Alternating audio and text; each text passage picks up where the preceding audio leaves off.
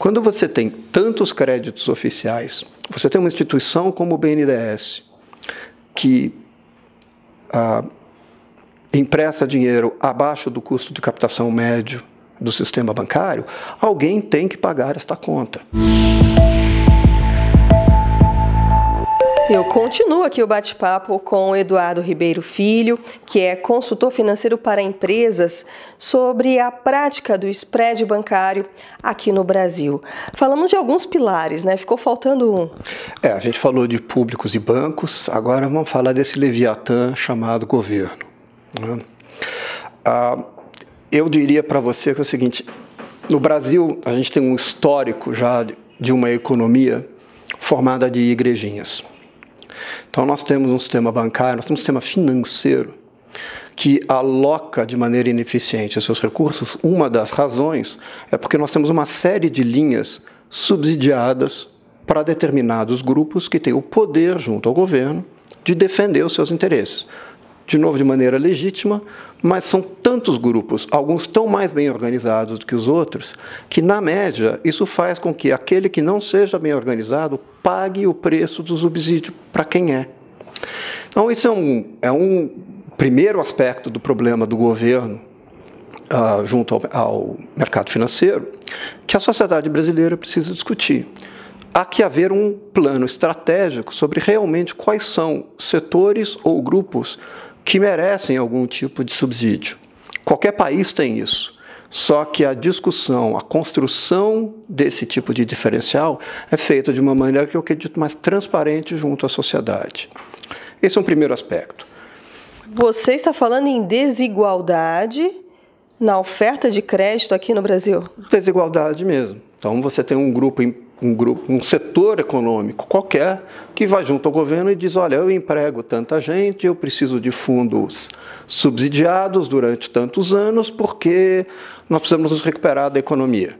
Ora, se eu estou dando dinheiro para ele subsidiado e o custo médio de capital e o custo médio do spread é dado, alguém vai pagar essa diferença de maneira direta ou indireta. Isso é uma consequência da maneira como a economia brasileira é estruturada desde a sua fundação nos idos de 1000 e o quanto você quiser.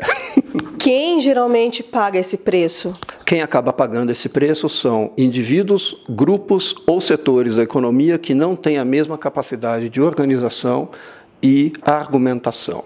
Acaba sobrando para eles. Se você pensar que as pequenas e médias empresas no Brasil são a maior parte dos empregadores, é uma parte substancial da nossa economia e tem menos organização, há que se admitir que eles com certeza pagam um pedaço importante deste custo. Ou seja, quem não tem lobby. Quem não tem lobby. E legislação? Legislação é um outro problema que atinge muito fortemente o setor privado da economia. Nós temos uma legislação extremamente complicada. O Brasil tem uma bobagem do tipo 170 ou 180 taxas em impostos, típico num país europeu que já é bastante regulado, é de 30 a 40, nos Estados Unidos com certeza é muito menos do que isso. Isso demanda custo do sistema financeiro e das empresas para administrar. Isso gera discussões legais, isso gera custo, isso gera advogado, tudo isso de uma maneira indireta vai parar no spread bancário. O spread cairia se os bancos tivessem menos risco e tivessem que administrar menos discussão. Tá?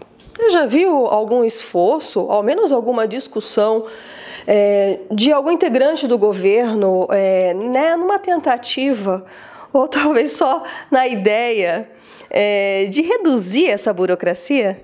A gente já viu esforços nesse sentido. Eles geralmente são isolados, eles são direcionados para um determinado setor ou atividade. Eu acho que a discussão como um todo, eu sou um idealista, Luciano, você vai me desculpar, tem que ser feita no Congresso Nacional, tem que ser feita nas câmaras setoriais e a sociedade brasileira tem que se envolver nessa discussão. De novo, é um entrave fundamental para o crescimento do nosso país, sustentável.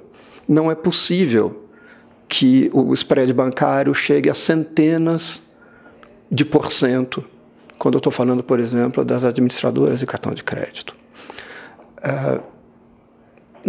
De novo, não tem bandido nessa história, mas tem um desequilíbrio tão grande que acaba levando a esses desaforos, que não tem outra palavra. Então, a sociedade brasileira precisa, sim, engajar nisso. Mas, Eduardo, isso não significa que, de novo, quem está mais bem organizado vai conseguir mais coisas. Faz parte do sistema democrático se organizar. O que eu estou aqui querendo defender é que você, espectador, que ainda não se organizou, organize-se, procure. É legítimo que a gente venha discutir isso. Tá? E o crédito oficial? O crédito oficial é algo que, da maneira como é colocado no Brasil, é mais um componente desse desequilíbrio. Quando você tem tantos créditos oficiais, você tem uma instituição como o BNDES, que empresta dinheiro abaixo do custo de captação médio do sistema bancário, alguém tem que pagar esta conta. Certo? Eu não estou discutindo, de novo, defendendo, por exemplo, a extinção do BNDES. Longe disso. Mas há que se haver uma discussão de qual é o papel do BNDES. O papel do BNDES é sustentar uma empresa que emprega 70 mil pessoas, ou a função do BNDES é funcionar como um facilitador do crescimento de pequenas e médias empresas? Ou qual é a atividade que ele pode ter nesses dois extremos? Quanto ele deve alocar dos seus recursos para isso?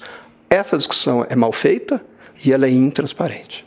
Como você avalia a gestão do BNDES nos últimos anos e o que poderia ser aprimorado? Do ponto de vista de política, eu entendo o BNDES, em certos momentos, agir de maneira anticíclica quando o Brasil enfrenta uma crise. Agora, eu gostaria que o papel lato sensu do BNDES fosse rediscutido. É a função do BNDES ajudar o setor automobilístico ou de mineração ou qualquer outro. Até que ponto e de que jeito? Ou é função dele ser mais eficiente com o cartão BNDES para pequenas e médias empresas? Acho que essa é a discussão que precisa ser tomada. E ela vale para qualquer governo, anteriores ou desde a fundação do BNDES. E as opções alternativas de crédito que vêm surgindo, o microcrédito, por exemplo, essas startups, como é que você vê isso? Eu vejo isso como um grande início. Pode-se iniciar uma competição efetiva aos bancos.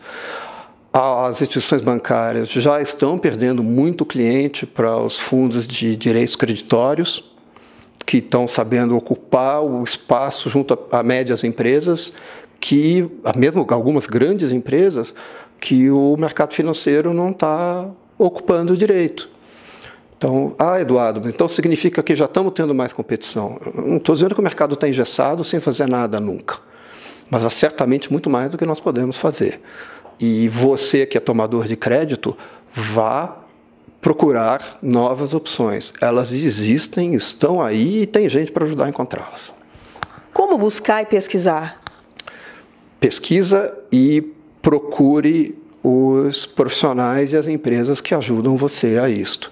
Para pedir crédito para banco, não adianta ir lá e mostrar um balanço que não se coaduna com a sua realidade. Este é um outro aspecto da economia brasileira. Nós temos que mostrar a verdadeira situação financeira, qual é o plano que você vai ter para aquele dinheiro, mostrar aquilo de uma maneira profissional para a instituição financeira, seja ela qual for, e você vai ter mais chance de conseguir o crédito que você precisa, com a estrutura que você precisa, num custo que você pode pagar e entende. Existe o perfil de empresário que procura profissionais como você, por exemplo. Mas e o empreendedor, o ambulante, que a gente vê aí na nossa economia, de base da nossa economia, que está na informalidade e precisa também de crédito? O que você aconselharia? A informalidade é mais um dos problemas da maneira como foi organizada a economia brasileira durante muito tempo. Eu diria que o primeiro é tentar tomar os passos para entrar na formalidade. Não foram poucos, inclusive, as atitudes tomadas pelo governo para ajudar as pessoas a entrarem, fazer EIRELIs e outros sistemas mais. Tá? mas também é cultural do brasileiro. Ele precisa entrar na informalidade e entender que se todo mundo pagar imposto, na média, nós vamos conseguir brigar por um menor imposto. Tá? Isto vale para qualquer um, em qualquer setor econômico. E existem opções no mercado, pesquisa,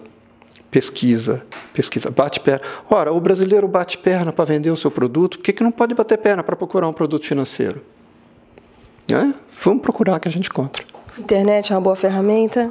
A internet é uma boa ferramenta, tome cuidado apenas de que você tem que se certificar de que do outro lado tem alguém sério conversando com você, mas ela é, no mínimo, um grande disseminador de informação. Então, você consegue hoje mais informação através da internet e vai ajudar você a procurar o seu parceiro financeiro. E se ele encontrar uma fonte de crédito e precisar averiguar a idoneidade dele? Existem alguns instrumentos para isso, certo? E não há dúvida de que esse é um dos grandes argumentos para você ir numa instituição conhecida, tá? Mas se você eu de maneira nenhuma defendo aqui que você tome crédito de quem você simplesmente não conhece e não sabe de onde vem aquele dinheiro. Nós estamos falando sim em compliance, nós estamos falando em origem dos recursos. Por favor, tome cuidado. Existem novas empresas sendo formadas, as fintechs, uma série de novas instituições. São boas opções, mas pesquise e veja quem é. Procure informação, porque você vai encontrar. Eduardo, muito obrigada pela sua participação tão especial aqui com a gente na Ducascope TV.